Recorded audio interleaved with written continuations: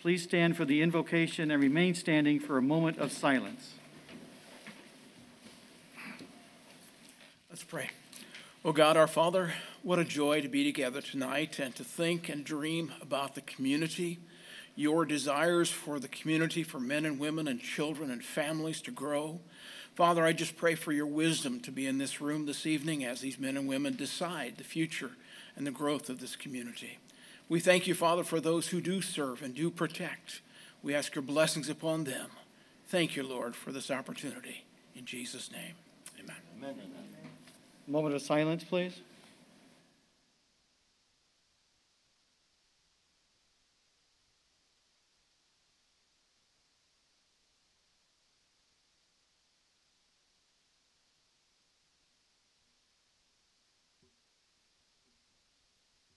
Thank you. Councilman Span, would you lead us in the pledge tonight? Yes, sir. Thank you. I pledge allegiance to the flag of the United States of America and to the republic for which it stands, one nation, under God, indivisible, with liberty and justice for all.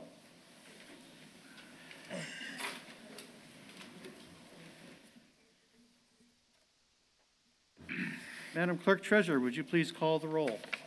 Certainly. Councilman Span? Present. Councilman Hardaway? Here. Councilman Minchuk? Here. Councilwoman Yuzlak? Here. Councilman Pettit? Here. Councilman White? Here. Councilman Bella? Here. All 7 present. 7 present, thank you. Moving on tonight to petitions, communications, acknowledgements, and remonstrations. I would like to announce that I'm going to ask for a motion to table our proclamation tonight for Mayel Organics because the owners could not make the meeting as planned. So we're going to reschedule them to the 27th, and hopefully Monique and Melvin Rodriguez will be here to accept their proclamation. Mr. President? Motion moved. Mr. White, I think she's already made the motion. you want to second that? I'll second. All right, motion by Mrs. Yuzlak, second by Mr. White, to table until further notice the proclamation. Any questions or comments? Hearing none, all in favor signify by saying aye. Aye. Aye, opposed? The motion carries. Tonight, we also have a letter from the Town Engineering Administrator endorsing Core Construction's recommendation to approve payment for application number 21 to various vendors for work done at the Merrillville Community Center. Mr. King. Thank you, Mr. President. The town's professional staff and myself, we've reviewed the June 2021 billing for work completed at the Dean and Barbara White Community Center, and we do concur with Core Construction's recommendation in approving payment application number 19 to the vendors listed below on the letter in the amount of $437,441.15. Motion to approve. Second. Motion by Councilman Hardaway, second by Mr. Pettit for approval of the application number 21 in the amount of $437,441.15. Any discussion on the motion? Hearing none, all in favor signify by saying aye. Aye. Aye. Opposed, the same sign. Motion carries. Thank you, Steve. Welcome. Moving on tonight to the consent agenda, we have the accounts payable voucher for July 13th and the approval of the Town Council meeting minutes of June 22nd. So moved. Second. Motion from Mr. Pettit, second by Mrs. Yuzlak for approval of the consent agenda as submitted. Questions or comments? Hearing none. All in favor signify by saying aye. Aye. Aye. Opposed? Motion carries.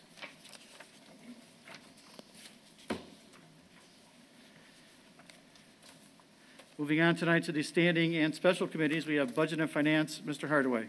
Thank you, Mr. President. There will be a Budget and Finance meeting on Thursday at 9:30, and Tricia will send out a Zoom link because it will be held via Zoom at that time. And also, the American Rescue Plan money hasn't been released yet. So we're still in the holding pattern for that, and as soon as it's released, then we will let you know. What was the date of that meeting, Rich? This is Thursday morning, And what time? 9:30. This Thursday? This coming Thursday. And if I'm not able to get on that call, then I've asked Mr. Reardon to take care of it for me. Because we have a nursing meeting at the same time. Is there a need to have it on Thursday? Because I already know I have a 9 o'clock schedule conflict with my other job, so. Tricia? Mr. President, was the one that we organized a couple weeks back, a phone call regarding the tax levy levelization tax rates with Mr. Spence also. Yeah, I don't think it's a Zoom, though. I think it's just a conference call, right? Well, yeah. Yeah, phone call. Okay, Yeah, one or the other, yeah. okay.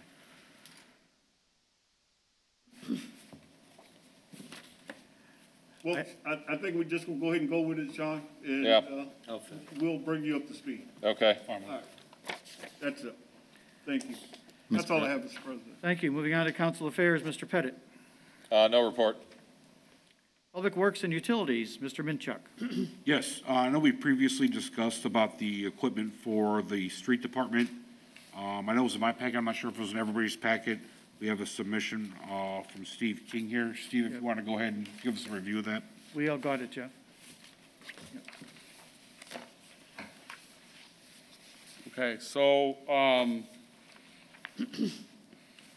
when we bonded out the 2021 GO bonds for the roadway projects, we also we also bonded an additional $900,000 for equipment for the Public Works Department. Public Works Department has a skid loader that's 26 years old. It was purchased, 26 years ago. It's failing. It's getting to be beyond repair. And as Kevin Markle and I discussed this, we had enough money left in our bond proceeds to go out and seek quotes for a new skid steer. We received 3 quotes back, McCann Equipment, Miller Bradford Equipment, and although this DeJong Equipment, they all 3 submitted quotes, and we're recommending that we go with McCann Equipment here in Merrillville, $60,300. We're going to get a new skid loader with a fork attachment, an 8-foot push box that'll help plow Public Works Department parking lot down there, Town Hall facility parking lots. And we also asked for, we're also going to get an additional 260 cold planer teeth. This is for our road planer where we do our road patching. The skid steer we have now, it barely works for an hour at capacity before this thing breaks down, and it's really hurting our efficiency and the amount of work we can do as far as maintaining these roadways. So we're recommending that we purchase this equipment through McCann at a cost of $60,300. Motion to accept the McCann bid. Sorry. Anything to add, Mr. King? No, unless you have any questions. I mean, Oh, okay. We have a motion by Mr. Pettit. Steve, Yes, sir. this Miller Bradford, they didn't give you a price on the 8-foot push box. That's the reason why we're going with McCann as opposed. Yes, they did not submit a price for that. I second Mr. Yeah. Spain's motion. I was corrected. That motion was by Mr. Minchuk. Oh, Thank you, Madam Clerk Treasurer. Mr. Pettit, would you like to second that? I mean, Mr. Hardaway already did. I second. all right, thank you, Richard. I'm sorry. That's okay. I'll wake up here with more coffee. Is there any questions or comments on the motion? It's 60 grand. I'd like a roll call vote, please. Sure. Mr. Span? Yes. Mr. Hardaway? Yep. Mr. Minchuk? Yes. Mrs. Uzelak? Yes. Mr. Pettit? Yes. Mr. White? Yes. And Mr. Bella? Yes, 7 in favor. 7 in favor, motion carries, Steve. Thank you. Mr. Minchuk, That is all, sir. thank you. Mr. President, Mr. Hardaway, for Mr. King, real quick. Today, you guys boarded up that house, 5714 Massachusetts. Yes. And I am requesting that you guys do a PO with all of the materials that you had to buy and all of the man hours plus the vehicle. Okay. And give it to, have Brenda give it to Vicky so that Vicky can build the preservation company. Absolutely. Because we got a lot of money tied up Sure. in that thing, and I just want to make sure that we recoup all of the money that we expended. And Yep. also, the last time we boarded that house up, a couple months ago, Vicki? And so if you could have them go back and incorporate some of that cost into it also. Okay. So we can get all of our money back. Okay, so we've done that twice then, the same Right, yeah, residence? Okay, we did it twice. Today was the biggie because we boarded up everything. I rode by, you guys did an excellent job on it. Thank you. And, I just wanna, it was an eyesore, but now it's an eyesore now, but it's a better looking eyesore. Then yeah, we'll get it taken care of. are we gonna file a lien against the property then, Mr. Hardaway? Huh? Are we gonna file a lien against the property? She's going to, the house is in foreclosure. Okay, And so she's got a contact with the preservation company. great. And she's gonna send them the bill. If they don't respond to the bill, then we'll put a lien on it. That's fine. So, yeah, we wanna give them first refusal. Okay, no If they problem. refuse, then we'll place a lien on the property. Just call me on that. I will. Okay, thank you. I'll let you know. Appreciate it. Thank you. Okay, she said that we already have lien for. We already had a grass cutting. weed lien on the property, but now we need a blighted lien. Right, it's not gonna be a lien for the weeds, I built them and they're gonna pay it. Okay. That's what. Thank you. Okay. Moving on to elections, public relations, and town beautification, Mr. Pettit. Yes, Mr. President, I hear that there is a job fair tomorrow. I've seen a few signs around town. I'm not sure what the time is or what the purpose is. We're going to ask Mr. I'm going to ask Reardon. Mr. Reardon. I know exactly what this is for, and I would like to applaud Pat and Rick and staff that helped you, Pat, to advertise this thing. If I'm not mistaken, we have approximately 48 vendors that will be at the Dean and Barbara White Community Center inside the Mike Anderson Event Center from 11 to 3? Yep. 11 to 4. 11 to 3. 11 to 3. Pat? Thank you, Mr. Pettit. And it's been a townwide effort, all hands on deck. And yes, Mr. Bella, using his skills, has come into play here huge with signage, marketing, and so forth. And so we are looking for good weather and a fantastic turnout. I've joked with Chief Catino. We're looking for so many people that we choke Broadway. And we, probably 2 weeks ago, we had 48 companies committed. The response from the business community has been phenomenal, to the point where grudgingly we have a list for next year already. I think we'll open tomorrow at 11 with 55 vendors.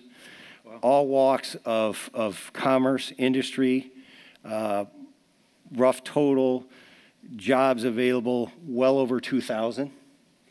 And, we are urging the Merrillville resident, the resident of surrounding communities to come out and take advantage of this opportunity. And I would add, Pat, I see Chaz is in the audience and Karen taking diligent notes. One of the things we've always tried to do when we've given out economic incentives, as you guys know, covering the Economic Development Committee meeting, is we have strongly encouraged, we haven't demanded, but we've strongly encouraged that when we give away tax abatement, that you try and set aside 10% of your job creation for Merrillville residents. That's always been a priority since Rich and I got on the council in 2004, and it's still one of my big platforms, is getting our kids to stay in town after they've graduated or they've graduated from college, come back, settle here in Merrillville, raise their family, and find good paying jobs. So again, I can't thank Mr. Bella. The Bella Sign Company is alive and well, I see. You might want to locate in Ward 6. I got some space for you. Yeah, thank you. But an outstanding job by staff, Pat. Thank you very much. Thank you. Anything else, Mr. Pettit? That's all. Moving on to environmental affairs, Mrs. Uselak. Oh, yes. We have had 5 new COVID deaths over the weekend in northwestern Indiana, and the week before, we had 4 or 5. So 4 of those that passed away this past weekend are from Lake County. 1 is from Porter County, I believe. So they are still recommending that we wear our mask, be careful, get your vaccination, And also, we have a total of 13,487 Hoosiers that have passed away from the COVID. And that includes 1,021 people in Lake County. So we have a total so far of 49.1% that received their vaccination. So if anybody didn't get it, please get out there and get it, because COVID is still out there. Thank you, Mr. President. Thank you. Mr. President, Mr. White? just additionally, I'd like to add that I did notice that Lake County is in the blue zone now, which is pretty good. I think most of the state went blue. I think we had like 5 counties that didn't go. So I think we're still trending in the right direction, and I just want to make mention of that. Additionally, Mr. President, I want to talk about how the environmental affairs are structured. I think we should talk about, under the environmental affairs, I think we should talk about recycling, composting, and municipal solid waste, and specifically because that is the committee, and I think those things fall up under that committee. I also would like to make a move. I'd like to move to make a motion to add public health to the environmental committee, because I think that when Marge gives her report, it's good to be under environmental affairs, but at the same time, public health is the big thing there. So I'll move to make. Second that. Well, both of you are both on the committee right now, so what are you looking for? Explain it to me. Well, additionally, I want to add the public health portion to it, because when we do environmental affairs, public health is more targeted to your conversation. Okay, you mean our public health board in the county? No, right here. Oh. We'll just talk. We'll just identify it as being a public health portion of it instead of saying just environmental. Well, affairs. whenever I give my report, you could add to it. If Okay. there's something Well, you that's- think yeah, that should be there with public health, just add to it, Leonard. Yes. How's that? So I think Don seconded. So Well, I don't know. We have a motion on the floor by Mr. White, second by Mr. Span, that we broaden the committee assignments under environmental affairs to also include public health discussions. Oh, okay, I got you. Does that Yes. satisfy your need for that? Okay. absolutely, thank you. Any questions or comments? So you want discussions with the public health, about the Yeah, public yeah, I health? just want to, as we move forward, because Yeah, that's kind of what we just did, talking about COVID, which we have done Yeah. every meeting, right? right. Is that, well, I just thought we put it in the proper perspective. okay. In the terms of when we look at environmental affairs, even though, because I think environmental affairs is more targeted toward MSW, composting, and recycling. I think that portion is good, but at the same time, when we add public health to it, then that's when I think we give our numbers out in terms of what's going on with COVID, because this time last year, we didn't have that where we could talk about COVID as much under that specific title. One of the things, Mr. President, before you and Leonard took office in this new term, and you had rearranged the agenda, so to speak, I kind of concur with Leonard, because we had always in the past, Margie and Jeff and Richard, Don, Matt would give his report under environmental affairs. Now you Right. split that out and given a department section, so you get your stormwater, which is vital because it's a stormwater utility. We created it. We're taxing the people for drainage. You know, we've got to hear what Matt and the 3-member stormwater board are doing. And yours is more Lake County solid waste and public health is what Yes, you're saying. Right. absolutely. Yeah. So what you're saying, Sean, is you would like to see all 3 of them underneath that committee? Matt and what Leonard said, Ed? No, I think Matt, the way Rick set up the agenda as council president, he's separated out the departments and he's identified Matt separately, just like with Rich and the NERC. And I think you actually have a section, Leonard, for Lake County solid waste. Yeah, you're the first one under Lake County solid waste, Yes. NERC, stormwater, and then Pat's got South Shore Convention and Visitors Bureau. So I don't know, we're covering it. We're just covering it in a different way. We're covering it by department, by By department. department, Right, so- instead of all together. Yeah. I see what you're saying. So, I And mean, in my experience with environmental affairs, mostly those items that I talked about is basically what's normally talked. But since the COVID situation come up, which is more of a public health issue, I thought that we would join those two together, and that was my motion. Well, I think I That sounds covered the good. report on COVID It sounds quite good. thoroughly, so. Oh, no, it doesn't take away from what you're saying. I just Okay. think it put it in the proper perspective of where we want to be with it. Okay, so what do you want with the COVID then? Well, I think that we should vote on it, and then you Okay. three committee members can get together. Yeah, it's just a renaming of the committee is what We're just Mr. adding a White little wants extra to do. duties to the Oh, committee. okay, Not a- you want to rename the committee. Not a No, we're not major- renaming anything. No. We're just adding that you can Adding to also address public health Okay, issues. that's which- fine, Yeah. however you wish to do it. Is that correct, Leonard? Are you That's good? correct. Don, your second stand? Okay. Any other discussion? Hearing none, all in favor signify by saying aye. Aye. Aye. Aye, opposed? The motion carries. Thank you. Anything else, Mrs. Uselak? No, that's my report. Thank you. Thank you, Mr. President. You bet. Moving on to personnel policy and employee benefits, Mr. Hardaway. No report at this time, Mr. President. Public safety, Mr. Minchuk. Nothing at this time. Economic development, Mr. Pettit. Yes, Mr. President, I'd like to present and make a motion. We have a letter dated to you, July 12th, 2021, Town of Merrillville, Indiana, care Rick Bella, Town Council President, regarding an engagement letter for municipal advisory services. This is from London Whitty, CPA Advisors. As most of us know, and ever since I've been with the town, Rick, in 1997, London Whitty has been the financial advisor for the Redevelopment Commission and the town on bond issues and other items in the municipal financing arena. So at this time, I'd like to make a motion that the town retain, and I believe it's to be, is this to be signed by Rick, Bob? Yes. Instruct the town council president to sign this engagement letter with London Whitty. Second. Motion from Mr. Pettit, second from Mr. Hardaway to continue retaining London Whitty. Any questions or discussion on that? Give that back to Rick. Hearing none, all in favor signify by saying aye. Aye. Opposed? Motion carries, Mr. Pettit. Thank you. Anything else? There will be some resolutions later on in the agenda, Mr. President, that were actions taken by the Redevelopment Commission. Next step comes on to the town council. We'll address those at that time. Thank you. Moving on to Parks and Recreations, Mrs. Uselak. Okay, as I have reported at the last meeting, all the Maryville parks have been brought up to par with Jan as the director at that time. I believe they're working on your park right now, Mr. Pettit? I believe so, yes. Okay, because they were supposed to be in there. And as far as the mowing of the grass, that came through Mr. Hardaway's committee for personnel when we had met for the community center. So that's where we're at right now. Plus, we are going to hire a few more. Am I right on that, Mr. Hardaway?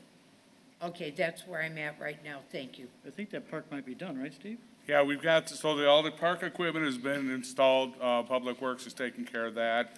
The leveling stone has been put down, and we're just waiting on the rubber surface. So we're waiting on a call any day for them to get the rubber surface down. South Lake Landscaping is gonna do the landscaping once it's all done. They've already been in contact with us, and we're gonna let them know when they can get in there, after the rubber's done, and we can get that all landscaped and shaped back up. Thank you, Steve. Mr. Span. Yes, my ward doesn't really have but a park. Over the years, no one ever give us a park, so I was wondering, is it possible now that certain people have retired or whatever, maybe we can have a chance to look at Ward 1 getting a new park or something? I appreciate the consideration. Ward 1 has a park on Marshall Street, Mr. Span? I said one. Oh, you said you had one? Oh, I thought you said you had none. Why don't we start with the wards that have zero? Yeah. I have. As far as I know, Ward 1 How has many got parks you one. got? I have 4. Oh, okay. He wants another one. Make a motion. Wertis Park is still, that's Wertis Park, is it not? You have Wordis Park. No, I have Curtis Park. He Curtis has Park. Wertis Park up at, Wordis Park. in Wright Manor. Mrs. Yeah. Uselak, do you think we could maybe get a park in Ward 5, since I didn't have none, since the redistricting happened? Would you repeat that for us? Can we get a park where? In Ward 5, Oh, you have no I've park? been trying to work with Sheila to find some land in Sedona to put a park in there to take care of a large area, but yeah, there's no parks in Ward 5. Oh, okay, well then I think There we used to should be. look There around used to for be vacant Heroes land. Park. Yeah. Maybe we could find some vacant land there and put a park there. Well, if we're gonna be looking for land, Yes, let's do it together and take care of it. right. Mr. President? But Ward 1 does have a park right now. Yeah, he said that. Okay. Yes, I'd just like to, Yes, one park. How many you got? Well, I have 4 parks because we had a lot of vacant That's my land. point, Mark. We had a lot of Yeah, vacant more, land that's all. at one time. he wants And they another, could not build on that vacant land, Like to so have when the another developer came in, he gave it to the town as a park, a lot of them. Washburn was one of them. Well, I'm not talking about those old timers, those pioneers. I'm just saying, I'd like to have another park. Well, I'd be glad to help you. I appreciate Look that. for some land in your is that a area. motion? Okay. Mr. President? Mr. White? Yes, I'd like to additionally add to the parks conversation. Oh, great. My major concern is that in the Prusen Park, there's some construction going over there. I think Matt knows about it. I did hear about it. Those things were probably discussed and took care of before I became a councilman here. However, that is like 45% from my own estimate now has been dug up. And I think when you look at the back of Barclay Village and people, instead of people seeing out the back door, a park with deers and stuff, now there's these big retention basins. So Well, that's a drainage project and not really, yeah, maybe Mac, I understand that. yeah, that's, But we're not that's our destroying park. any part of the park. Yeah, it was part of the park, so Well, it was open field. it reduced it significantly because there's 2 areas. So I just wanted to bring that up because people were asking me, how would it affect their property values when they look out like 20 feet from the back door of their property? Well, they're gonna have waterfront property now, and we're gonna increase their taxes. We It'll might be as a well dry put some basin. fish in there, Yeah. some boats. It'll be a was dry the deal. basin, so it'll look Okay. very similar. It'll be a depressional dry basin, because there was no park equipment there. There was nothing there other than kind of like prairie-looking fields anyways. But to reiterate the parks aspect, we do have an open space ordinance. So for new development, I believe about 10% of the land for residential has to be set aside for parks. So as we get residential development in, we need to clamp down on the new development and get these parks installed within these subdivisions so that as these areas are developed, that we have areas for kids to go and recreate, and even adults, because they could be passive parks where you just sit in a gazebo, or they could be, parks for kids with swing sets and all that kind of stuff. So something to keep in mind as we get new development coming in. Well, I think what's happened too, Matt, is that we offered developers to pay us for land, and we forego the requirement to put a park in. Yeah. So we need to get out of the habit of doing that, so that Right. neighborhoods with substantial amount of homes can actually have a neighborhood park. And so I think that we've learned our lesson on that, and moving forward, I would hope that we don't accept money instead of putting in a park. Well, that's what you'll end up doing in the comprehensive plan, Mr. President. Right. One of the chapters, we do a 5-year master plan. Jan has always done a 5-year master plan. Previous superintendents have done 5-year master plans. Yes. But we've never gone after big chunks of land. Community center is 29 acres. It's the biggest park we've got. You can call it a park, you can call it a building, call it what you want. It's a park. Sure. It's got a football field and, it's got athletic amenities to it, so it's 29 acres. But the rest of these things, you're absolutely right. In the past, the town, through the subdivision control ordinance, have taken over these remnants, just like Curtis Park, that you talked about, Margie. It's a triangle. It can't be any more than a quarter of an acre. Right. Right. Whereas Joe Shudick has got Hidden Lake is how many acres at Hidden Lake? Got to be 30 plus Yeah. or more. We don't have anything. Community Park in Munster, or what Highland has on Ridge Road. Those are big tracts of acreage that those communities went after, and that may be something, a goal in the comprehensive plan and in the new park plan, is that we're not accepting any remnant parcels. We're not accepting any payment from you guys in the subdivision control ordinance. We need to go after whoever the new superintendent, parks director becomes.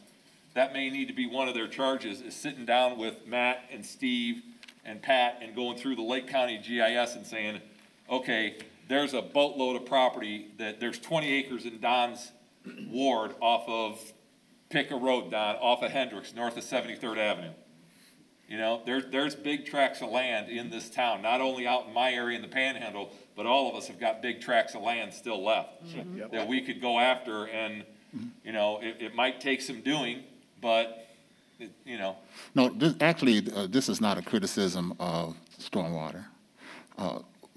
What I want to make sure that everybody's understood, it became, from my understanding, a regional stormwater system. So when you're talking about regional, then we start talking about water coming from other communities. And I didn't know if that was something that we had thought of, like, you know, we want to store that water there. Because, yeah, it's a dry basin, but if that situation happens again, or something similar to that, then it's water. So I wouldn't care if they put like trees or something around it, like some bush or something around it. It just impacts property values for Berkeley Village residents. I don't know any other way to say it. So this is not a criticism of what Matt and the stormwater has done, stormwater management has done. Okay. It's just that I want to make note that those areas are huge.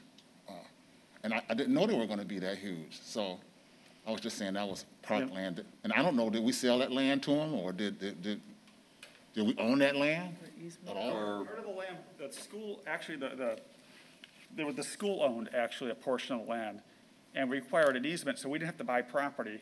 We acquired an easement for free to build the basin, which is part of public safety, which is number one. Mm-hmm. The other part of the land is part of Prusen Park. So the area to the north, I believe, is the area where the school owned. Area to the south is the area that the town already owned. And as you know, in that area, when it was developed, there was very few, actually no detention basins, because at the time when it was developed, there was a requirement. People just built and didn't think about stormwater as an issue or as something considered for public safety. Well, now we know better, and so we have to retrofit these basins in where we can, which is why we're also looking at other properties, including the Hickory Ridge Lake apartment property, in order to retrofit a basin in, because we have limited space on the north end.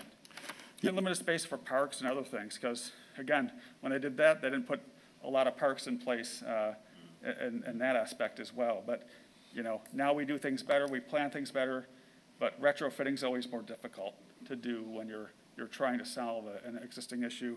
And again, it is for public safety, because we get a lot of water coming in from Gary through lateral 6, and no place to park it when we have a massive rain event. So, Matt, what year was the stormwater master plan done by Christopher Burke? 2014. 2014, yeah. And that was the one that identified almost $25 million worth of work that needed to be done in the town of Merrillville? And this was identified. And this was one of the areas. What, didn't we have like 9 areas? Yeah, we did 9 different drainage studies, and each drainage area has different projects. Right. And quantifies, you know, kind of about what it would cost to do those projects within those areas. The limiting factor is really land, because we don't own a whole lot of land. So we always have to look at areas to where we can either get easements or acquire properties to do the project. So, which I've got to applaud, Mr. President, I've got to applaud Matt and the Stormwater Board, because a lot of times people will do plans, they sit on a shelf and they don't get implemented. At least the Stormwater Utility is trying to implement the projects that Christopher Burke identified in that 2014 study. I don't know what you guys paid Burke to do that, Matt, but it was paid for by stormwater utility funds. So yes, correct. You're implementing and you're actually physically doing something to help the drainage in the town of Merrillville. You guys should be applauded. Oh, thank you. Yeah, actually, again, this wasn't criticism of the actual project. It was just looked like it was massive. And specifically speaking of the Gary Sanitary District, having I&I that's spilling over into our system, I think that we should be contacting the sanitary district as well, so they can help control some of their own water. Yeah, the city of Gary got about $81 million in American Recovery Act money, which I believe should be used, a portion of that, or a good portion of that, to reduce I&I, to improve their infrastructure within even other areas outside of Gary, including Merrillville, which is outside of the corporate limits, but that's their customers as well, within the Meadowdale areas and things like that. So I think that that's something where they do have board meetings. That's something that, you know, their customers can attend, our council can attend, and say, hey, we have people out here that have substandards infrastructure, and that we want, you know, that to be upgraded. And certainly you could use Recovery Act money, as we know, to do that.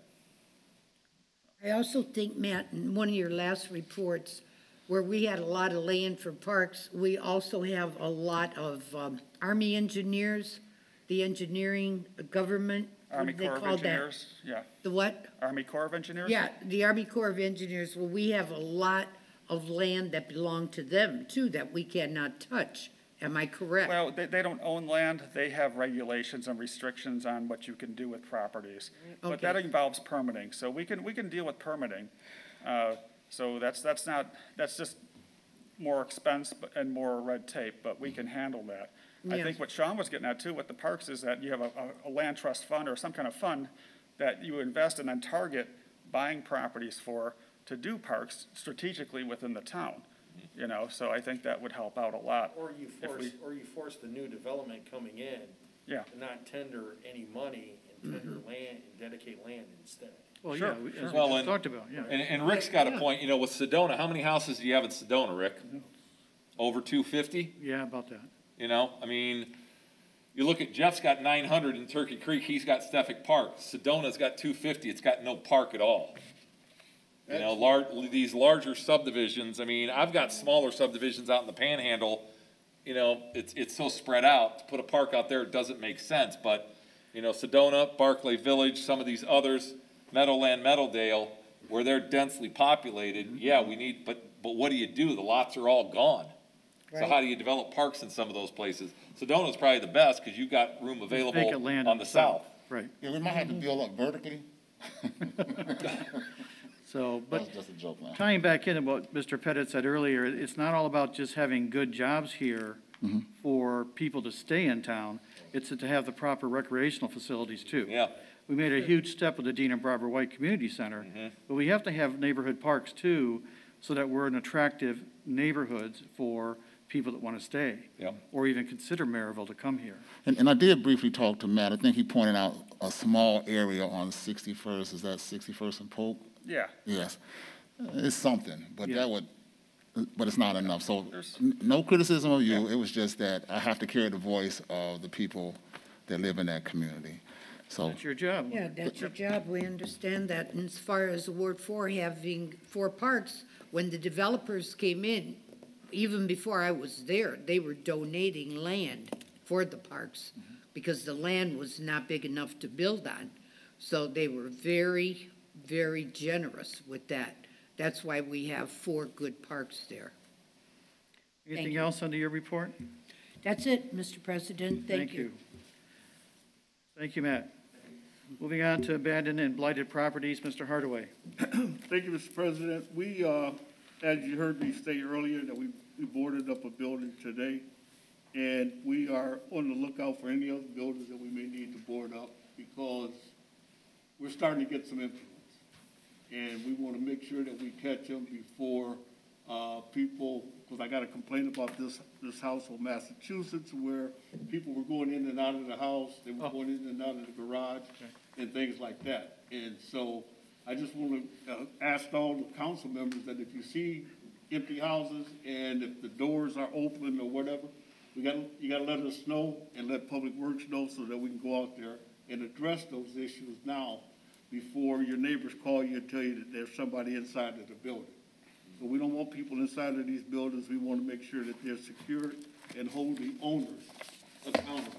And, you know, if we board them up, we will go after the owners, make sure that they defray the cost of any materials that we use, plus manpower. That's all I have. Mr. President? Mr. White. Yeah, additionally, on abandoned blighted property, I just wanted to I think I sent an email to everybody. Finally got some movement on the parking lot by Burger King and Long John Silver. I think rain kind of put a delay in it, but it's starting to look better. Gotten some calls of people appreciating it, especially when Kelly says it's good. It's good. So I just wanted to add that to the record, that we got some movement. Hopefully in the near future, we'll be able to talk about some of the other parts of that plaza. Thank you. Moving on to the Dean and Barbara White Community Center, co-chairs Mr. Minchuk and Mr. Pettit. Real quick, Sean, before you start. Go ahead, Jeff. I think we need to schedule a meeting. We got some things we need to go Yeah. over with stuff going on in the center. So Yep. whatever's good for you, let me know and we'll sit down again. Okay, I will schedule a meeting for you and Leonard and I and let Pat know, and obviously all the council members are welcome to attend. Basically, inside the center, physically, it is obviously completed. It has been received with open arms. Everybody is just applauding us left and right from everyone I talk to. You know, I know that even Mr. Hughes from the Gary Chamber of Commerce had an event there last Thursday, a civility day, did he not, Rich? Yes, sir. So we've got outside people coming into Merrillville from other communities. This is a showpiece, folks, and each and every one of us should be extremely proud of what we've done. A lot of work has gone into it, starting with Bob and Tom, with the financing, with Pat and Steve, and although she's no longer with us, retired, Jan Orlich gets a lot of kudos for putting in a lot of hard work into that facility. And I say that as we wind down, because the outside concession stand is now, I believe, complete. Steve? Yeah, we got occupancy today from Sheila. Was that tough to get, or was that like pulling teeth? Real tough. No, very Sheila's understanding. I know Jeff is anxious to flip the switch on that scoreboard. For those of you who may not know, the real kind of grand opening of the Weiss Field is going to be that last Sunday in August when Pop Warner plays their first games out there. They'll be out there all day, right, Jeff? Yes, sir. We've had successful tournaments inside the building with a wrestling tournament. 3 Epic United Volleyball Club tournaments have been held there. We've had other events. We're having the job fair there. I think most of us, Pat, received the invitation to the Lake County Economic Alliance is having their annual meeting, so we're going to have a lot of businesses, larger businesses, coming in and seeing that Mike Anderson Event Center a week from Thursday night. So, again, could not be prouder. Thank everyone for everything they've done. Rick's put in a lot of work out there. I see Brandon's in the audience. Thank you for everything you guys have done down there, Brandon, in the transition. We're going to get through it. We'll figure it out, and we're going to move this thing forward. Under Margie's committee and maybe Rich's committee, we still are in the process of selecting a new director. We've had several resumes, and I think Personnel Committee is going to be going through those, correct, Rich, and making some, scheduling some interviews. We had, what did we have, Pat, over 60 resumes? 67? Correct, if I recall correctly, and we're diligently going through those, and I would expect to, working with the committees and have a series of recommendations in the near future. Yeah, thank you. Okay. Other than that, Jeff, I don't know, do you have anything else? No, sir. Okay, we'll find I'll get a meeting date, I'll text you and Leonard, and we'll find a meeting date and time, and we'll have Pat and Linda get the notice out next week. That's all, Mr. President. Thank you, guys. Moving on tonight to special projects. Chairman, Mr. Hardaway. Thank you, Mr. President. I have a lot. The birthday celebration committee, we will meet next Thursday, July 22nd at 3 p.m. here at Town Hall. We are in great shape. We're still looking for everyone that was born in 1971 to come out at 12 o'clock on the 14th of August and have their picture taken down in front of the museum. And we're going to have police vehicles, fire vehicles, ambulance, and I spoke with Superior, and they will let us borrow their helicopter for that day. Okay. I talked to Mary Franco about that, and she was very amenable to doing that.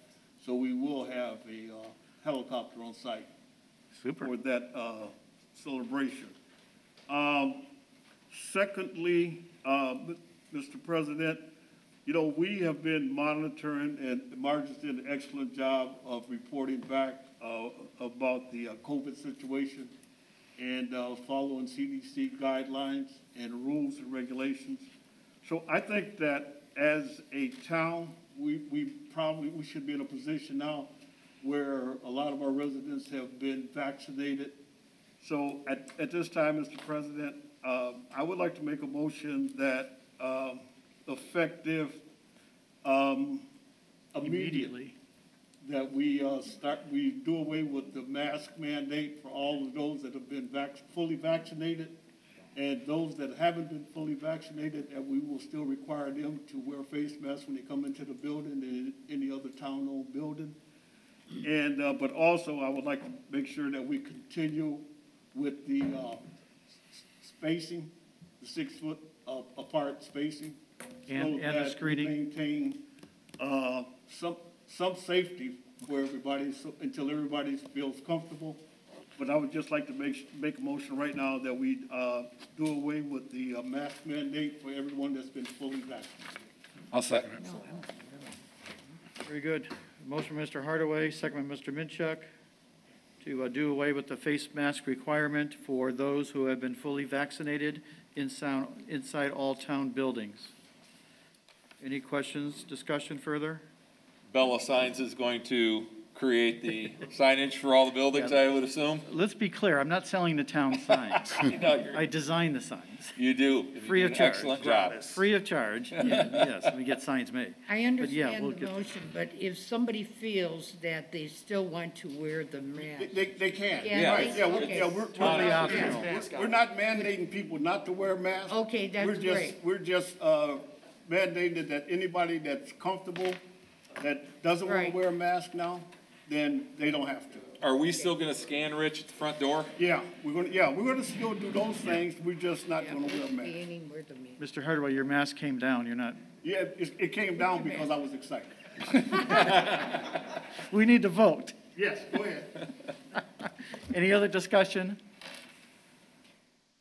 Hearing none, all in favor signify by saying aye. Aye. Aye, opposed, the same sign. Whew. Motion carries. Thank you. Okay, and All right. one final thing I have, Mr. President. We know that this year we didn't have a 4th of July parade for a lot of reasons. And part of the special projects is we're going to have a 4th of July parade next year. We're going to start working on it in conjunction with the birthday celebration. We can do both of them at the same time. And we will also have fireworks. Now, we don't know if they're going to be at Hidden Lake or if they're going to be down here at Century Plaza.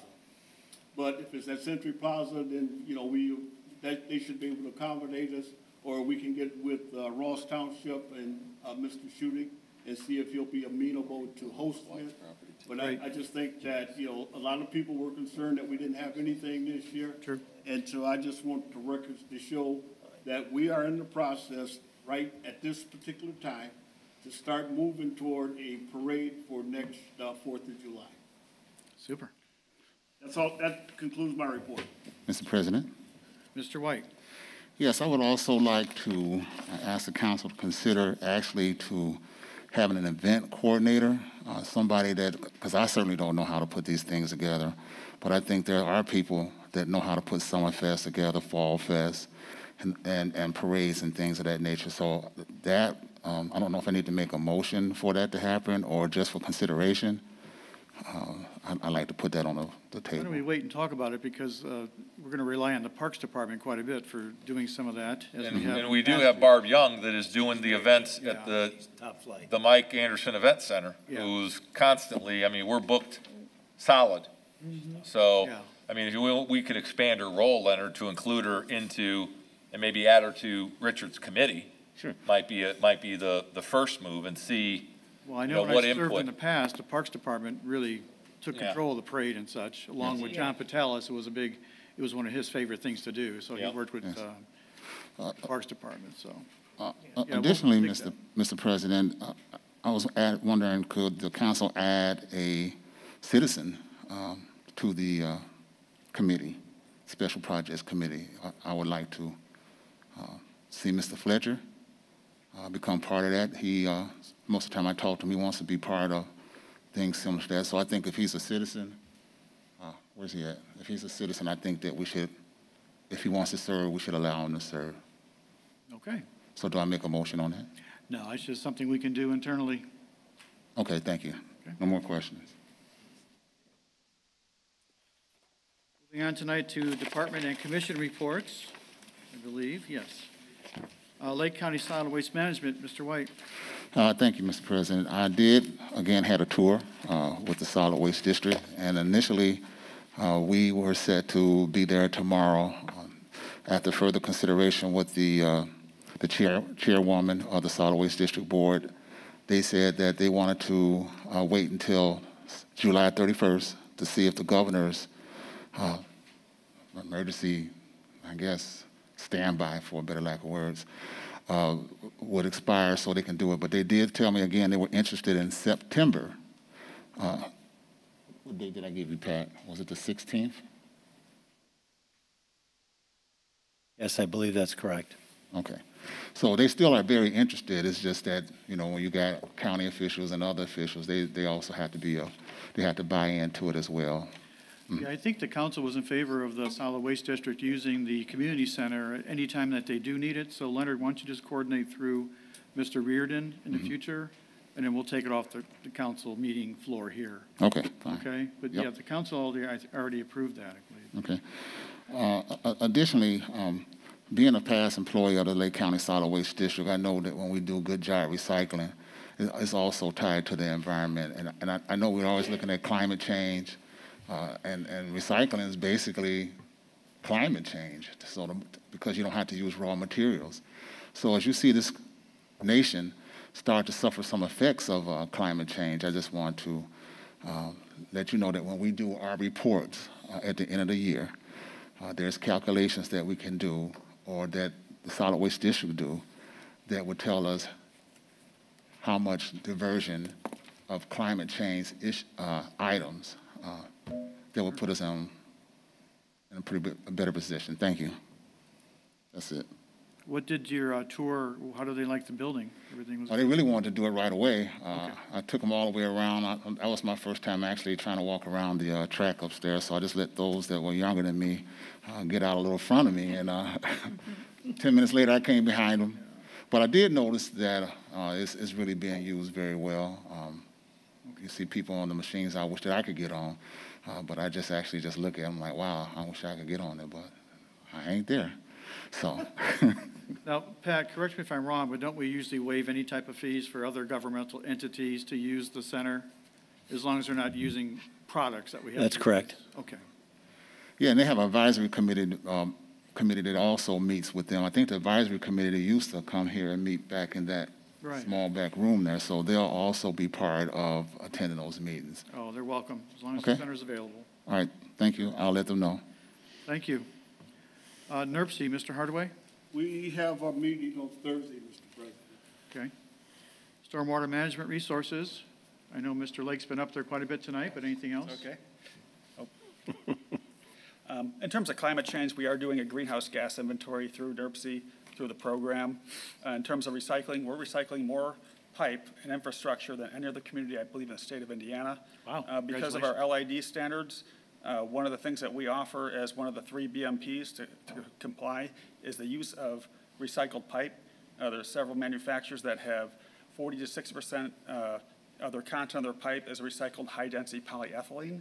So a lot of the developers opt to use that because there's no cost difference, and there's no structural design difference, and there's no difference in the longevity of the pipe. So that's a good thing that we're doing as a town. So again, just want to emphasize that.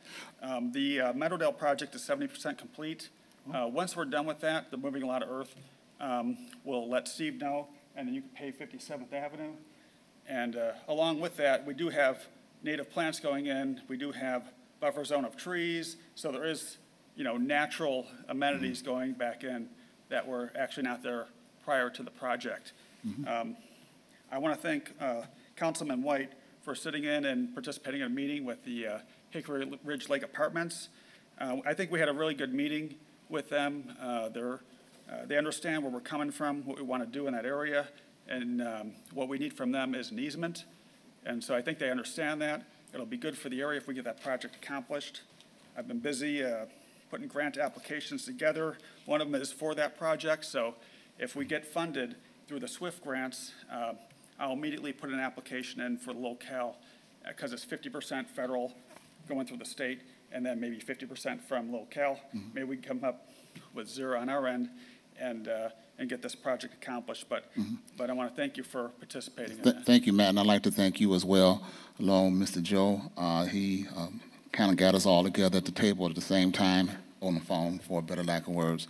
But I think the legal part of it probably kind of woke those guys up a little bit. And what I did learn from you, Matt, was that the Hickory Ridge, they got a pumping station out there that's dead.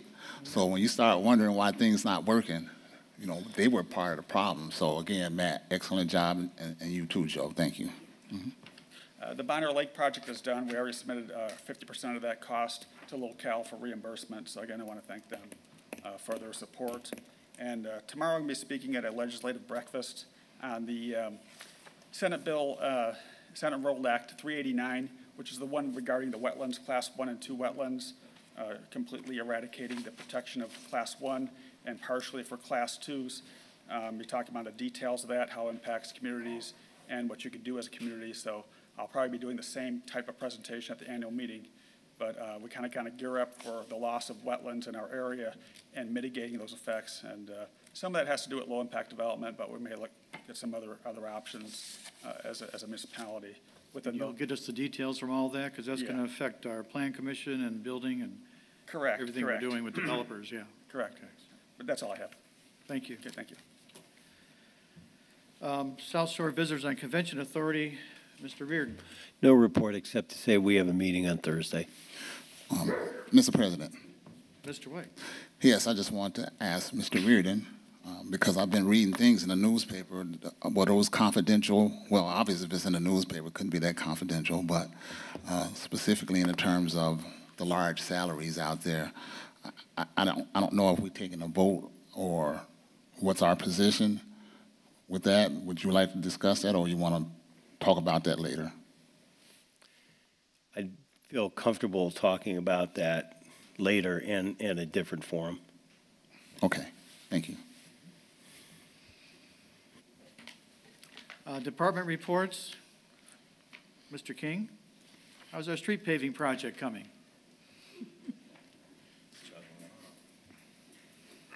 Did you think I was going to forget? No, I didn't okay. forget. I didn't forget either.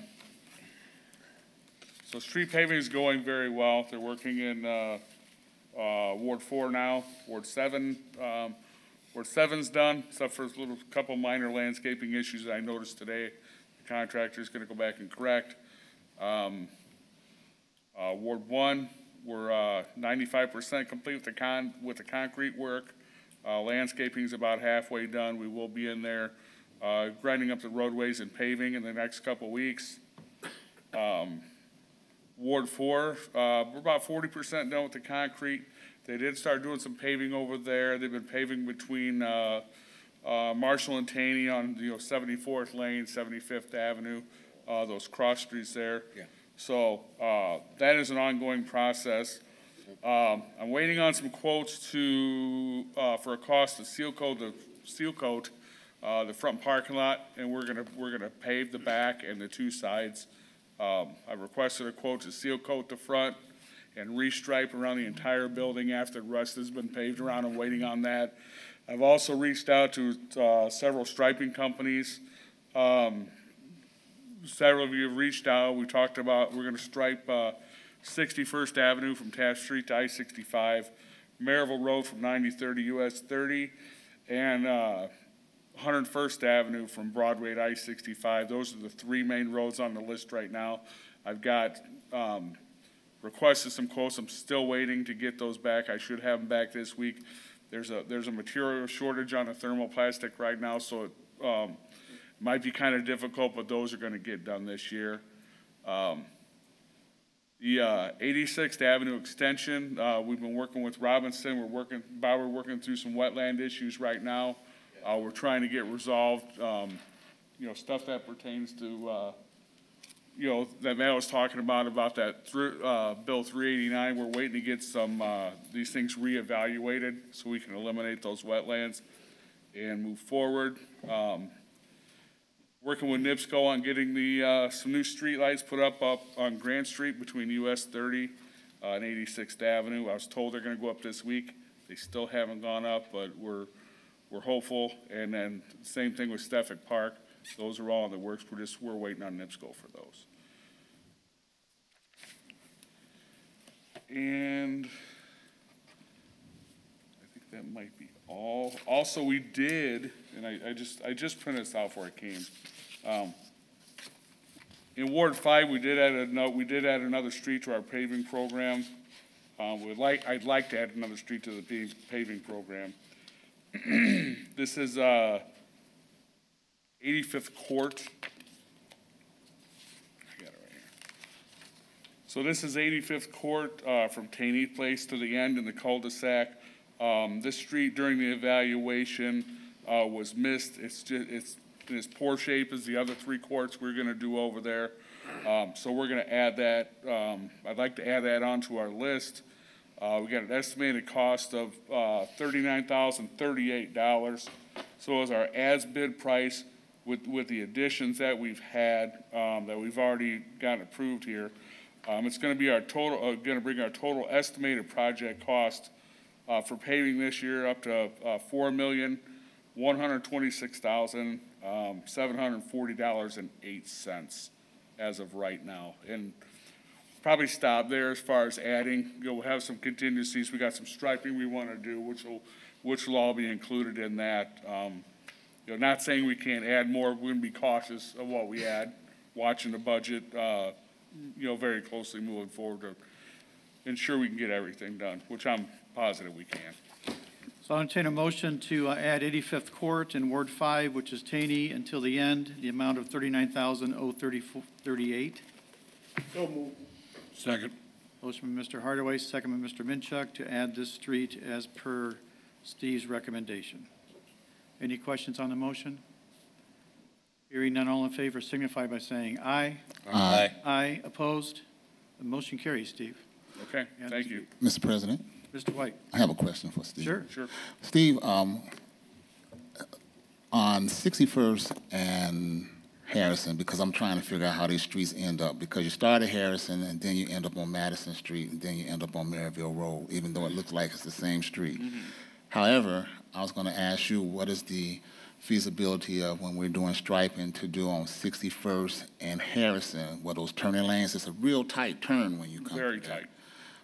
So I think in the short term, if there was some, even if it's still maybe like 15 or 20 feet, I think that would upgrade that area and make things look better for drivers too. Yeah, so what we can do, Councilman White, is when we stripe 61st Avenue, that particular intersection, what we can do is we will stagger the stop bars, so whoever's making the turning motions will stop further back, so when traffic's coming the other way, it gives them a little bit more room to turn. That's a common practice, and that's an easy way to help alleviate some of that tightness. So it's just a matter of the public obeying where the stop bar is, stopping in the right place, which we have no control over, but that's what we'll do, is we'll stagger those stop bars. Thank you, Mr. Steve. You're welcome. Anything else for Mr. King? Thank you, Steve. Welcome. Chief Coutinho. Yes, if I can, right quick. Good evening, everyone. I just want to speak on a new team that we're starting with the Merrillville Police Department. It's called the Traffic Enforcement Team. We've been having an uptick on complaints about reckless driving throughout the whole town. So what we did was we finally made a selection on adding to that team. We're having a lot of interest that want to be a part of the team, and we're going to have the guys out there. They're going to focus strictly on traffic issues. We're having a lot of violators of stop signs, traffic control signals, and the speed limits. And we're going to be ticketing. And it's going to make it to someone's driving record if they're found liable. So I would suggest that we put a 0 to that, because it will affect your insurance premiums. And that's for starters. Thank you. Mr. President? Mr. White. Thank you, Chief Catino, for putting that team together. As you know, I think that's the concern of all of our council people, how this traffic situation and got out of control. I think most of the time I come down Broadway, specifically by Sharks, I'm seeing some kind of bumper out there. So I think they've been getting away with it for a long time. And it's good to hear that there's going to be some tighter enforcement of those activities. So thank you for putting that team together and supporting you 100%. Thank you. Thank you. And it's not trying to make any money or anything off of this. We're just trying to avoid these accidents. It's property damage and it's also personal injuries. And if we can do anything to be proactive to stop that, that's what we're going to be out there to do. Thank you, Councilman. Mr. President, to the chief, received a text message from Julie Olthoff, former state representative, 9300 block of Clay. Steve, I think we had put some poles, some reflective poles out there on the east side of Clay. She was very appreciative, so I wanted to thank you and Chief and Steve for that.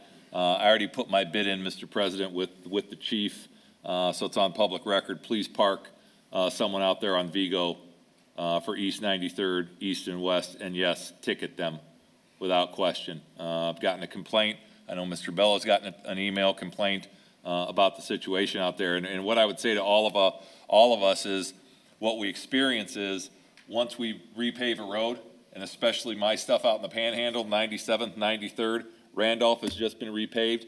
That's just an invitation for these people. They don't care.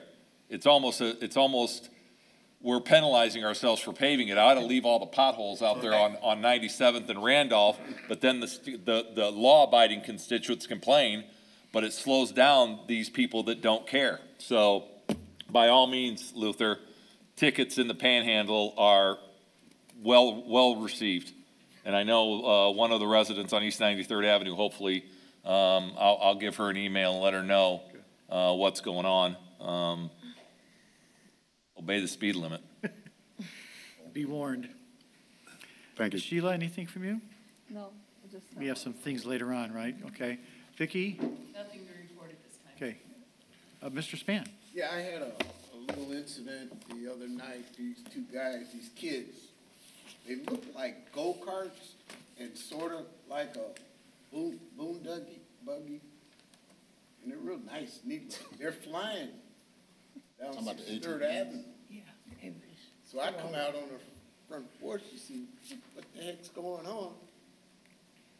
As they're going out, they turn down Ellsworth, where there's a Merrillville police detective named Nate lives over there. All I seen was a blue light, and we didn't see those scooters no more. So I don't know what happened, but I think some Merrillville person came out of his house and put the squash to them. Okay. So that was kind of a good evening. For somebody. Did I miss any department heads that are here? No? Okay. Moving on to general orders tonight, we have no first reading ordinances on the agenda. We do have second reading ordinances. This very first one is ordinance 21-18. This is the salary ordinance adjustment. It takes care of positions in town administration, code enforcement, and the Parks Department. Madam Clerk Treasurer, anything to add? This is second reading. We took care of this one last meeting, right? Nothing to add. Motion to approve. Second. Motion by Mr. Hardaway, seconded by Chair will recognize Mrs. Uzelak, Thank you. to approve ordinance 21-18 on second reading. This actually adds new positions, Human Resource Director, Administrative Secretary, Economic Development Director, and another Administrative Secretary for those respective offices, a Information Technology Director, also new, taking care of Parks Department raises that we decided to do. And code enforcement. Mr. Hardaway's committee hired a part-time code person. This funds those positions. Is that right, Trista? Yes. Okay. Anything to add, Madam Clerk Treasurer? Nope. Mr. President. Mr. White. Yes, this question is for Trista. last year when we were doing the budget, and I think that I'll wait till you get to the dais. Yes, last year when we were doing the budget, I didn't see those dollars there, so I'm just wondering, how do we pay for these new positions? Could you elaborate with that for me, please? Sure. The Parks Department, first of all, is probably the easiest. That's the lowest hanging fruit. They are generating revenue through the Dean Barbara White Community Center, through some of the donations as well.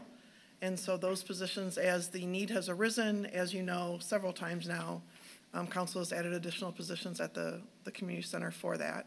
And that will self-fund that will be self-funding. Okay. The IT position, based on how the current IT person was being paid across several departments, meaning through the general fund, through the police department's portion of the general fund, through the Dean and Barbara White Community Center. There will be some adjusting there. The police department does have some extra funds still that are unspent this year that we expect will continue to be unspent. And as the IT person is directed more to their department currently, there will be some shifting there that can occur. The other two positions, or departments, I should say, with the economic development and the human resource, there will be a way with some of the RDC money to be shifted to help pay for some of that portion. And then the remainder, as we work our way back up the list toward the human resource, you'll recall that the town administration has a line, part of the council's budget, has a line that was pretty well unappropriated, but that's the bad word to use, excuse me. It was appropriated so that you could spend it, but it wasn't assigned to anything specific. And so part of that fund, part of that line item will be used to pay the HR director and the administrative secretary for that person. So it's some shuffling. Thank you. Short answer. Thank you. My concern was that most recently, these are pretty top positions. Seems a little busy there, if you ask me. I know Pat needs help on some situations, but that's a lot of people for me to see us hire those level of individuals. And I agree with the HR person, but I'm more on board with the consultant being there, because I don't think we need an HR person every day. Really? Yeah, I don't, because I mean, been here for almost 50 years, and we've been getting past it with the. Well, yeah, 50 years ago, we started with 13 police officers also. Mm-hmm. Now we have 61. And we're now, with the addition of the community center, we're about at 170 or so, right, Kelly, employees? So I would have to wholeheartedly disagree with you. Now is the time, more than ever, to have an HR person take care of all of our needs for all of our employees. I think Joe would concur. There's too many legalities now when it comes to hiring and maintaining employees, and we need to be on top of it, Leonard. Sure. I was just saying I didn't see the need for that to be continuous every day. Just like right now, we have a consultant taking care of that. I would be more amenable to a consultant than I would be for a person that we got to pay their assistant, then we got to pay benefits, maybe a take-home vehicle. I just seen that as a huge cost. No take-home vehicle? No vehicles, and a person would be cheaper in the long run than paying a firm, that's for sure. Okay, that was just my opinion. I just wanted to put that on the floor. That we talk. Absolutely. Okay, thank you. Yeah. Any other questions or comments on the motion? Hearing none, this is a second reading of the ordinance. Is there any public comment? Is there any public comment on ordinance 21-18, creating new positions and adjusting salaries in various departments? Seeing no public comment, Madam Clerk Treasurer, roll call, please. Mr. Span? Yes. Mr. Hardaway? Yep. Mr. Minchuk? Yes. Mrs. Uselak? Yes. Mr. Pettit? Yes. Mr. White? Yes. Mr. Bella? Yes. 7 in favor. 7 in favor, motion carries. Moving on tonight to ordinance 21-19. It's an ordinance of the town of Merrillville authorizing transfer of monies within the funds of the Parks Department and an additional appropriation. The adjustments are $81,528. The increase is the same amount. The net effect is zero. And this is, again, to cover the salaries that we just talked about, right, Tristan? It is. So moved. Second. Motion by Mr. Pettit, second by Mr. Hardaway to approve ordinance 21-19 on second and final reading. Is there anything to add, Trista? The only matter to, I guess, confirm is with Madam Clerk Treasurer that although her staff did confirm with me that the notice was properly published in the newspaper, I trust that they followed up to make sure that the newspaper did in fact publish the notice that was ordered. So I imagine her office took care of that. And she may- We did take care of it, but I assume that they did. I don't have staff here now to make sure that, but we published it. We sent it. It was ordered, So, right? yes, it was ordered. I've never had a situation before where the Times didn't didn't do it, publish what right. was ordered, so I trust that that is fine. And this is a public hearing tonight on this additional appropriation, but past that, there's nothing further. Very good, thank you.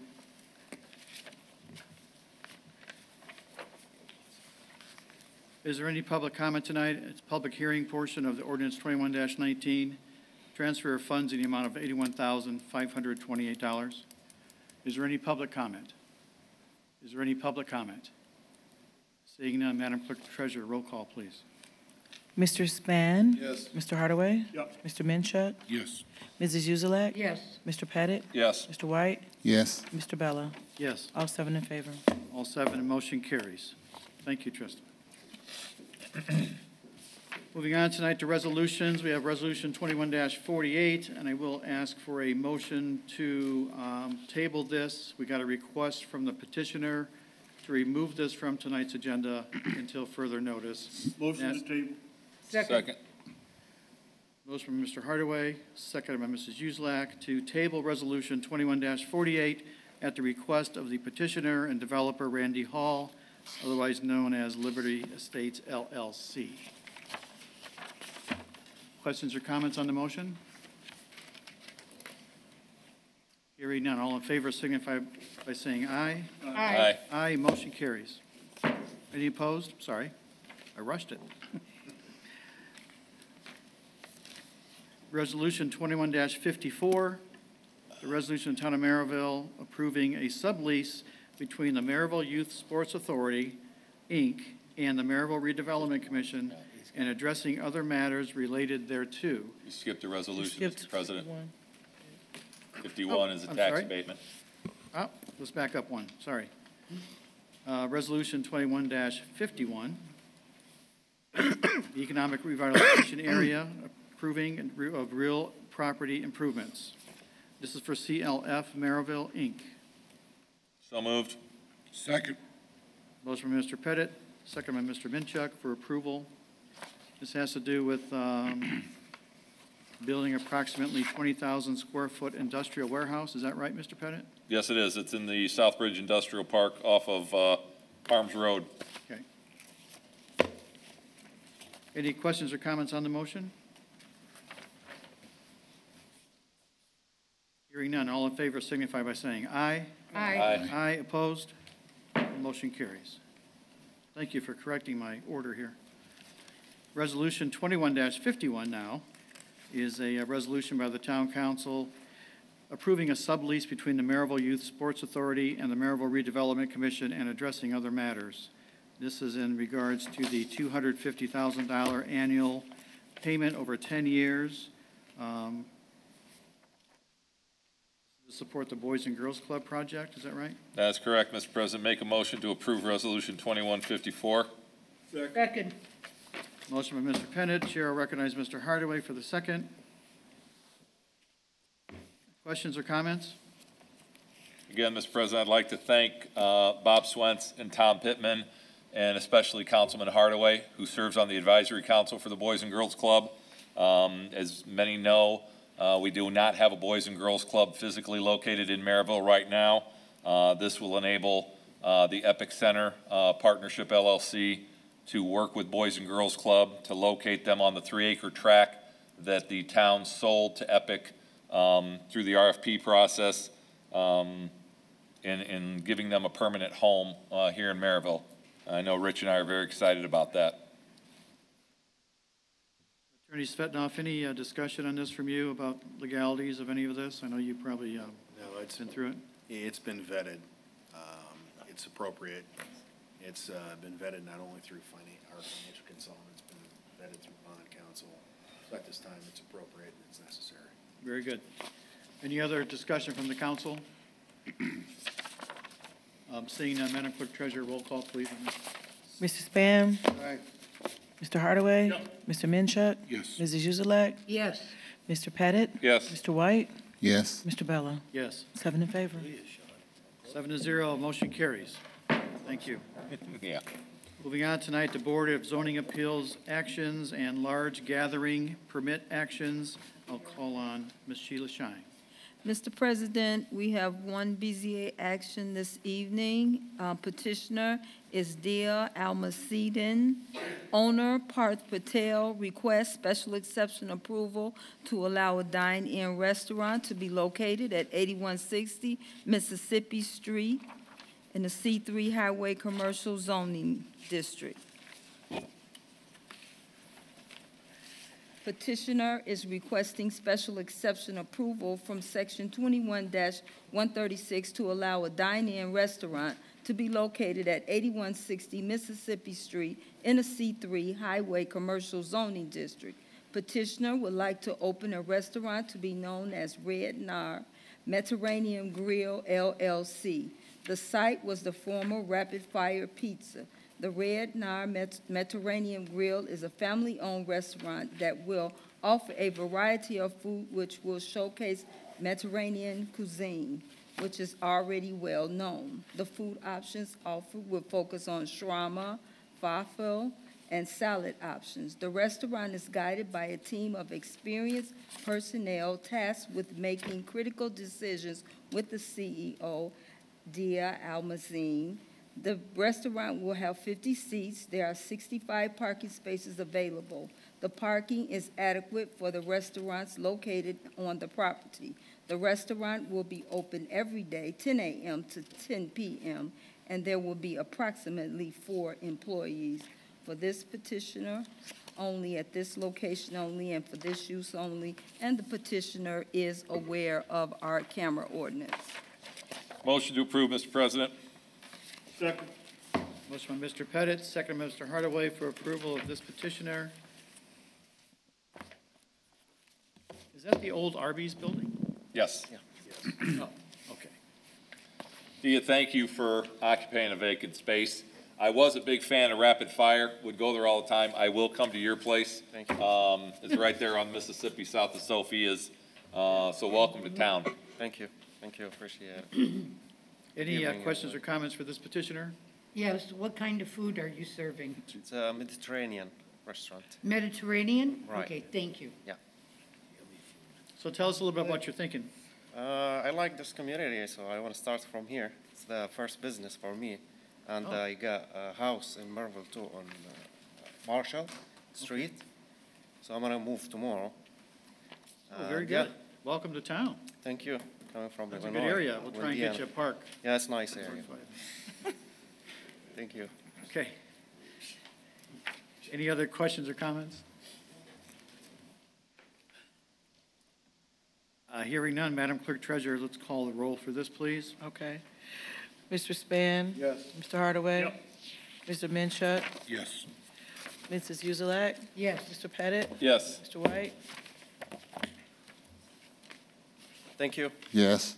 And Mr. Bella? Yes. Till the gavel falls, motion approved. Thank you. I can't wait to come eat. Our first, See you soon. our first large gathering permit application They leave right away. from St. Salva Church, approval for a large gathering permit, 9191 Mississippi Street. The event will be Friday through Sunday, July 23rd through the 25th, from 12 p.m. to 12 a.m. The event is held to raise funds for the church. Approximately 1,000 people will be allowed to assemble each day. 700 raffle tickets will be sold. Security will be provided by the Merrillville police officers. There will be 2 portable water facilities. There will be 6 male and 6 female toilet facilities available on site, which will be maintained by the St. Salva Church custodians. There will be 3 dumpsters and 25 trash containers on site, which will be maintained by Waste Management, Carroll Stream, Illinois. There will not be a telephone service available to the public. There will be on-site parking, which is accessible from paved public streets. There are approximately 500 parking spaces. No parking from surrounding property owners will be used, and there will be no animals as a part of this assembly. There also will be entertainment each night. So moved. Second. Motion by Mrs. Uselak, second by Mr. Pettit, for approval of this petitioner. Petitioner here? No. No. No, they have not had one last year or the year before, so this one should be a real good one.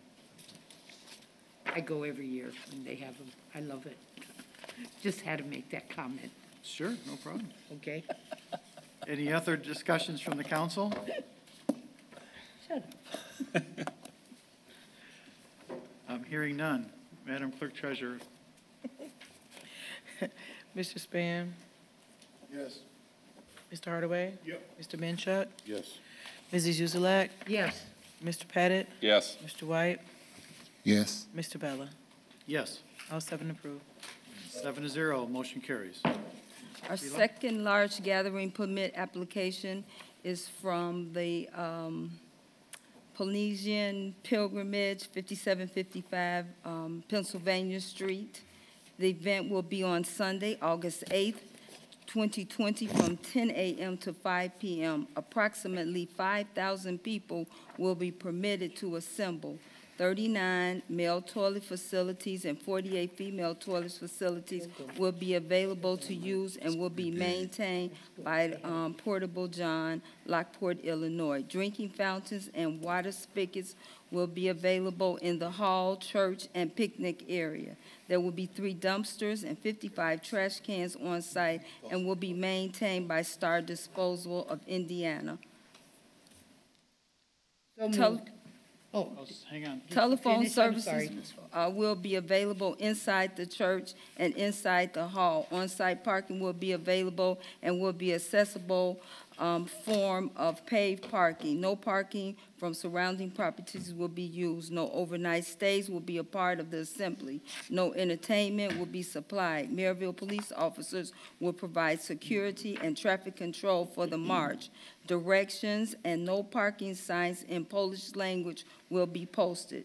Representatives met on June 23rd with Chief Yerger and Chief Catino to discuss the security and safety aspects regarding this event. So moved. Second. A motion by Mrs. Uselak, and I'm sorry, who made the second? Mr. Hardaway? Second by Mr. Hardaway for approval. Open for discussion.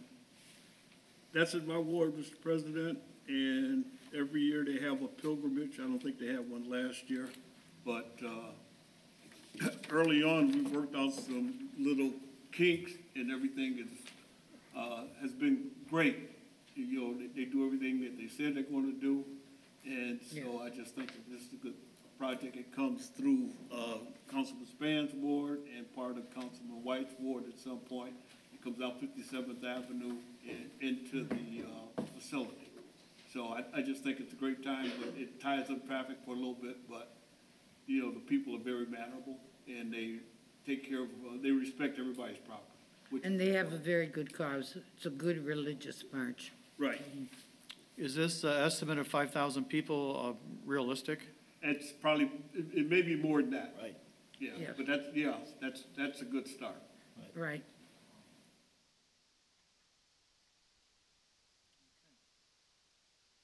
And from 10 to 5, so it's not 5,000 people there at one time. It's kind of No. flows all day long? Right, yeah, Yeah. yeah, yeah. Okay.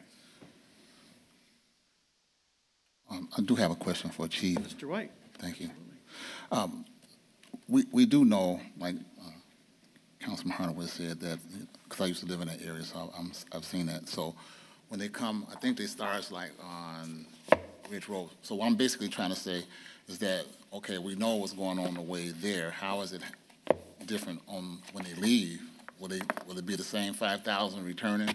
No, they usually have buses on Okay. site, Yeah. and then the buses will take them back to the airport. Oh, okay.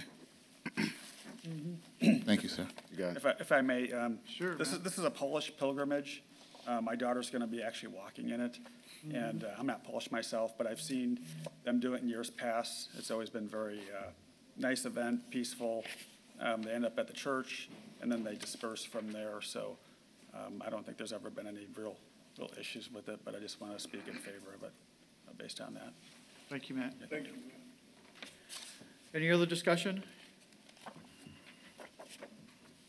Hearing none, all in favor signify by saying aye. Aye. Aye, opposed? Motion carried.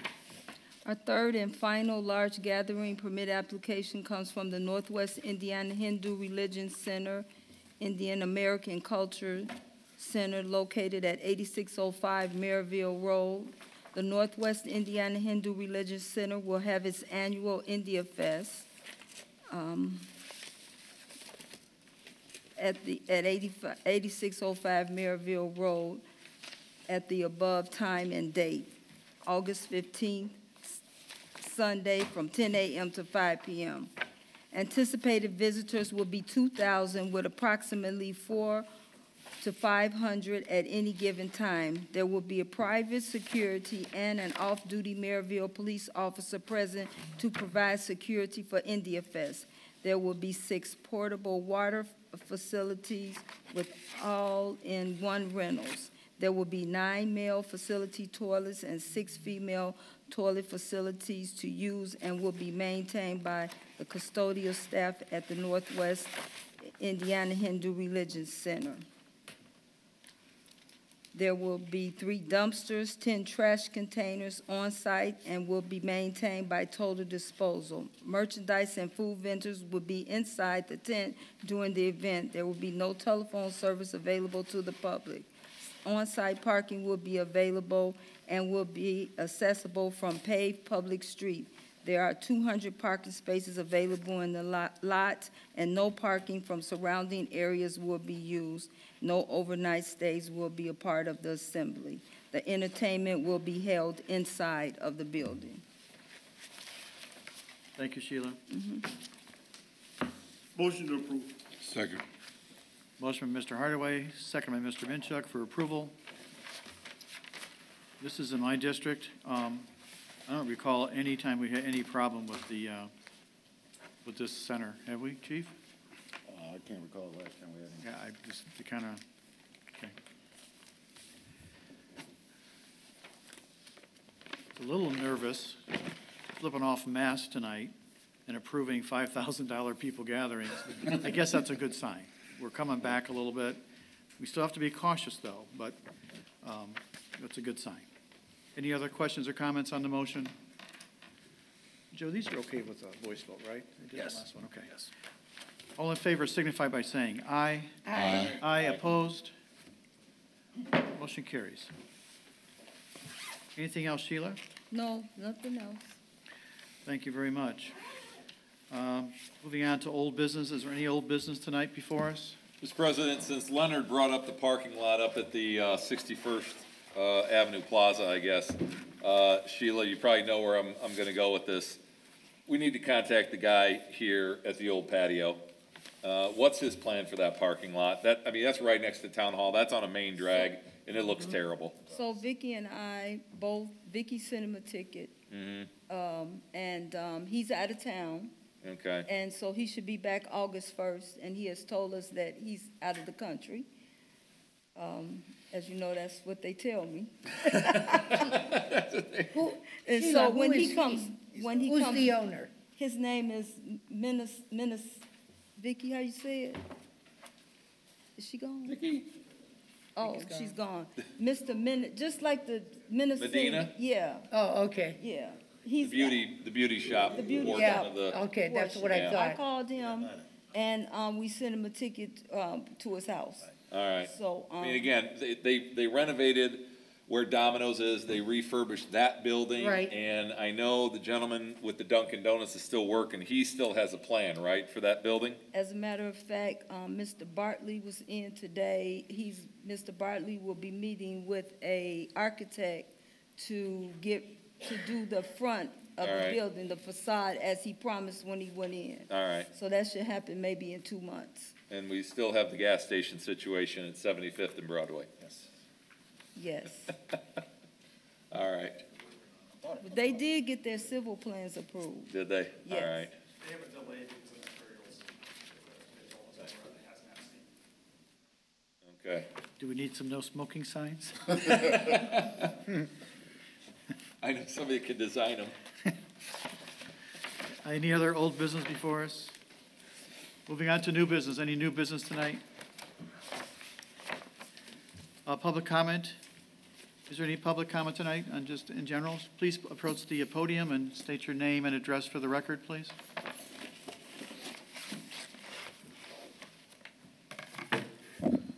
Good evening. Hi. My name is Mary Ann Massa. I'm a resident of Merrillville, Indiana. And I would like to speak on an issue that is very close to my heart and others who live in Merrillville.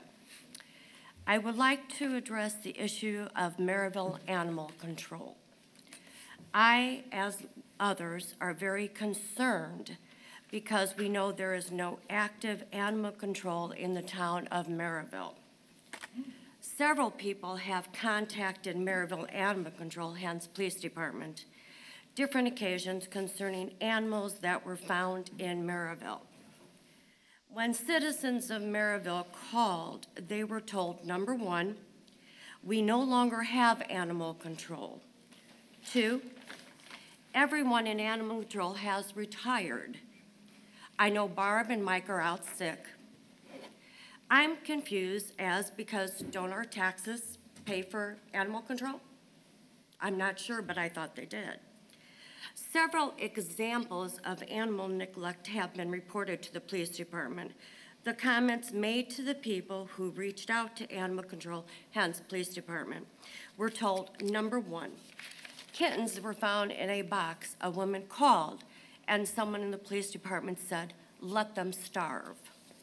The woman was horrified that her town would even say something like that.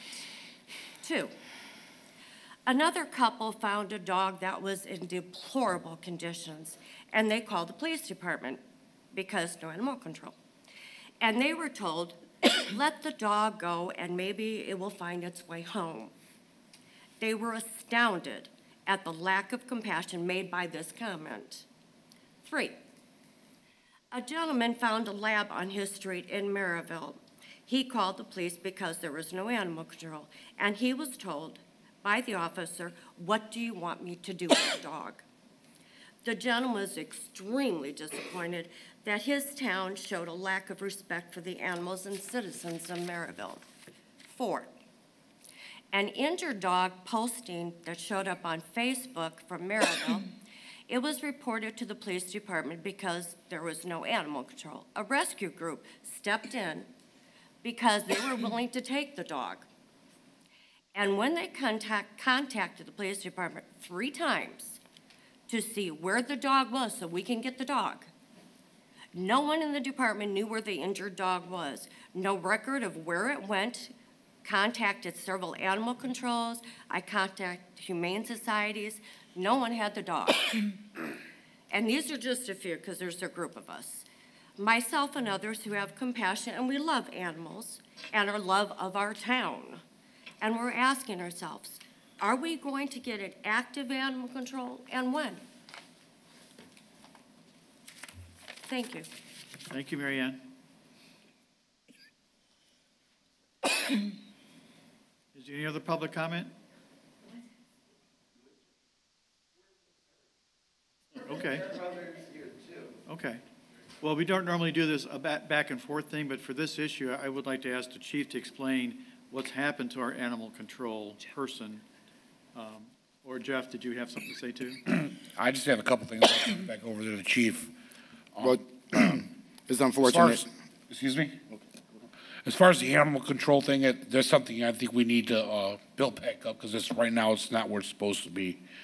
As far as the comments you're getting when you call the police department, I'm almost 100% sure here, you're not calling the police department, you're calling the dispatch center. And this is, hang on, and this is the problem we've been having, aside from the animal control thing.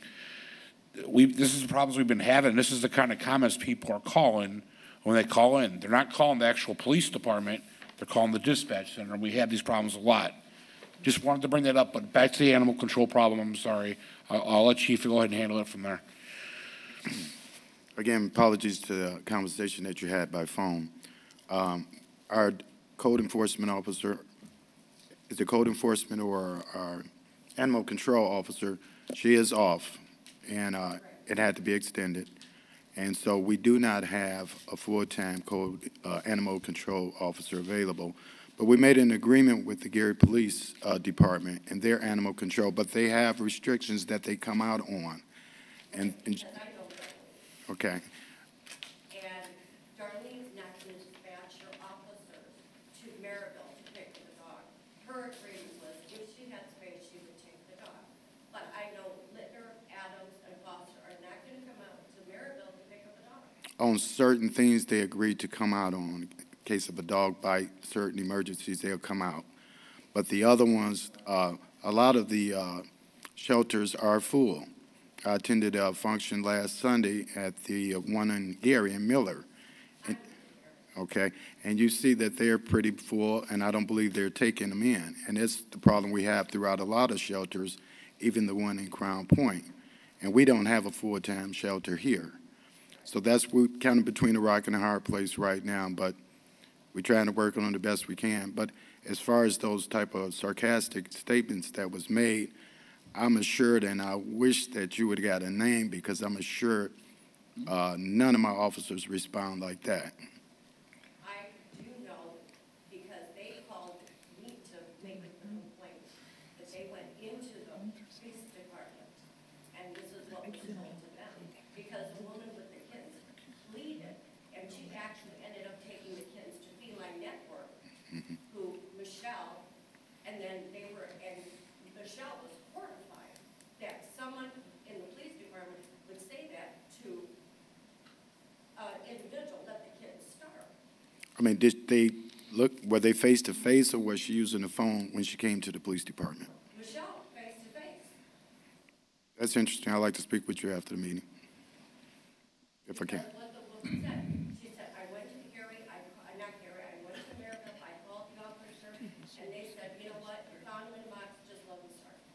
And she was horrified because then she reached out to Michelle, and Michelle then said, as a favor, would you take these? I don't deal with kittens, I deal with feral cats and injured cats. So we have them. But Michelle could not believe that somebody would actually say that.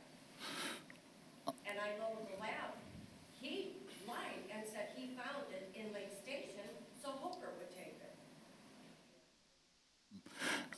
Chief, do the Lake County Sheriff Department? Sorry, Mel. I'm asking the chief. Does the Lake County Sheriff Department, do they have animal control? Theirs is full as well, because we tried to work out a deal with them as well. Do we have a committee, Mr. President, that deals with those issues? We have a police department that deals with that. Okay. Could you tell us what you need so we can get back on track? Well, with our animal control, when she's working, she's familiar with a lot of facilities. And she usually let us know when they're full and they're not accepting. And they'll let you know the certain type of things they will accept.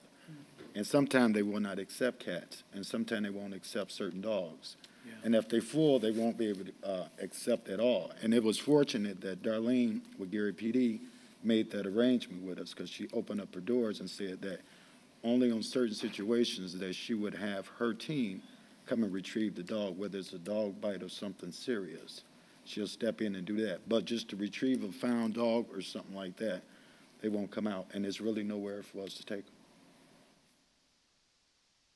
We have a listing of the different societies around that we have here on station that we can give to a person when they come in. And they could take it upon themselves if they would like to call. Maybe they might reach somebody that's more open heart to them after they sell themselves, you know, their story. But we do have a listing of them here on station. Okay.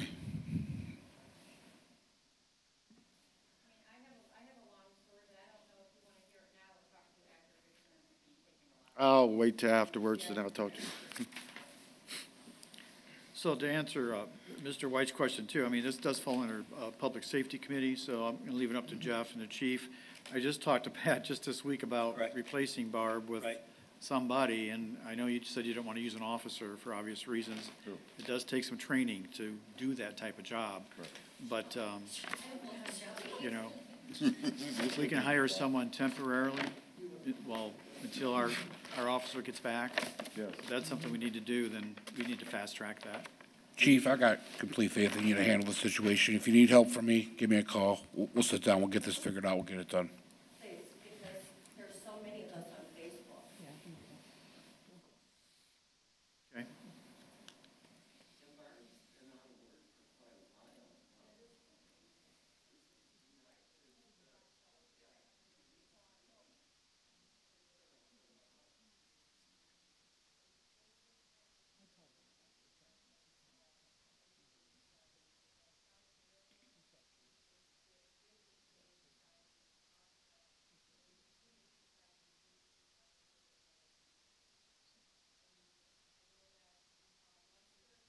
Ma'am, would you mind coming up? I'm sorry, we can hardly hear you, and we want it to be on the record, okay? So you'll have to repeat what you said, I'm sorry, but we want to be able to hear you, okay? My name is Nicole, and I'm a Highland resident, but I am an animal welfare worker, and I've been in animal welfare in the Lake County region since I was 18. I'm 25.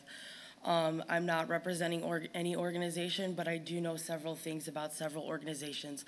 I know that Humane Indiana and the Hobart Humane Society have tried to reach out to the town of Merrillville to try to find a solution. Neither one of their representatives could be here tonight because of familial emergencies. I know that Humane Indiana is dealing with a hoarding case right now out of Merrillville, and to quote the director, I think that they were dealing with 45 cats outside of this hoarding situation here in Merrillville. Hobart Humane Society has intaken over 28 animals since the beginning of the year, but most of them have come from like the last couple months. And people are showing up in their door and like screaming at them, "What do you want me to do about it?" And they have been told all those things: let it go, let it starve, let it go. And we've had to tell people to let it go. We've had to tell people when people come in the door and they say, "What do you want me to do about it?" There is no answer. None of these shelters can do anything about it because they're not being paid. I mean, shelters just can't take in all these animals from a certain area and not be compensated for it. I know that Hobart is now starting to open up their outreach services to Merrillville residents, and they're providing free spay and neuter to Merrillville residents to try to combat some of what's going on. But the animal welfare organizations in this area are very overwhelmed, and they have tried to reach out. So that is just my end of the aspect that I've been in. I've been in between multiple organizations. I'm here. I mean, if you were in the Merrillville community groups or anywhere on Facebook, the new loophole is that everybody goes to Lake Station and lies and says that they found the animal in Lake Station, because Lake Station police have to take whatever dog to Hobart Humane Society, and that's like now the new loophole. But this is a big problem, and it can't wait. It has to be addressed, whether it's contracting with Lake County, contracting with Munster. It needs to be contracted, and there has to be a place to take them. You just can't give people a list and like expect everybody to clean up the mess. This isn't everybody else's mess. It's the town of Merrillville's. And Thank you. that's what I have to say. Well, we have some work to do in that area, Chief. Any other public comment tonight? I'm seeing no other comments. I will do announcements. Our next Plan Commission meeting is Tuesday, July 20th at 6:30. The next Town Council meeting is July 27th at 6:30. And the Redevelopment Commission meeting on July 27th will be at 6 o'clock. Motion to adjourn. Second. We have a motion to adjourn with a second. All in favor, say aye. Aye. Aye, opposed? Opposed. We're adjourned.